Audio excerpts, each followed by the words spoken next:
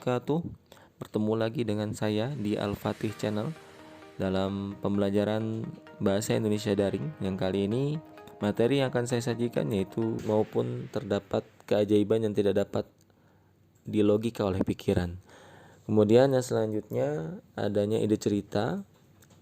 Umumnya tidak memiliki batasan realita atau kenyataan dan dapat dikembangkan sesukanya, terserah si pengarang. Kemudian menggunakan berbagai latar ruang dan waktu. Adanya tokoh yang unik, ya misalnya dia memiliki kekuatan, bisa menghilang, bisa terbang, kebal misalnya ya. Kemudian bersifat fiksi, hayalan, dan menggunakan gaya bahasa yang tidak harus selalu terikat menggunakan bahasa yang formal, melainkan bisa menggunakan bahasa yang bervariasi.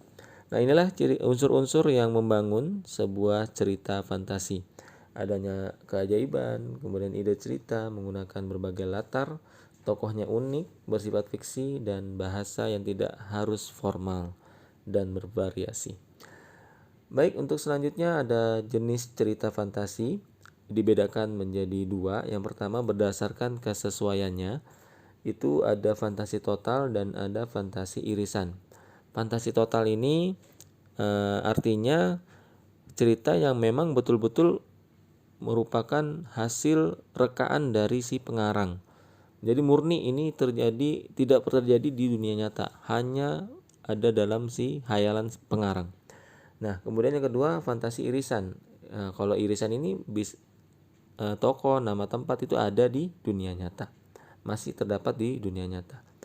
Selanjutnya untuk jenis cerita fantasi berdasarkan latar ceritanya dibedakan menjadi dua. Yang pertama latar waktu sezaman, kemudian yang kedua latar waktu lintas zaman. Untuk yang sezaman ini hanya menggunakan satu waktu, misalnya pada zaman dulu, ya udah ceritanya itu hanya pada zaman dulu. Kemudian zaman sekarang, ya zaman sekarang semuanya ceritanya dari zaman sekarang. Zaman yang akan datang berarti yang akan datang semua ceritanya. Kalau lintas waktu atau lintas zaman itu bisa dari zaman dulu kemudian berubah menjadi zaman sekarang dan bisa juga menjadi masa depan. Nah, ini jenis cerita fantasi berdasarkan latar ceritanya. Nah, baik, itu materi yang bisa saya sajikan kali ini. Nantikan materi yang di bagian kedua. Sekian dan terima kasih. Wassalamualaikum warahmatullahi wabarakatuh.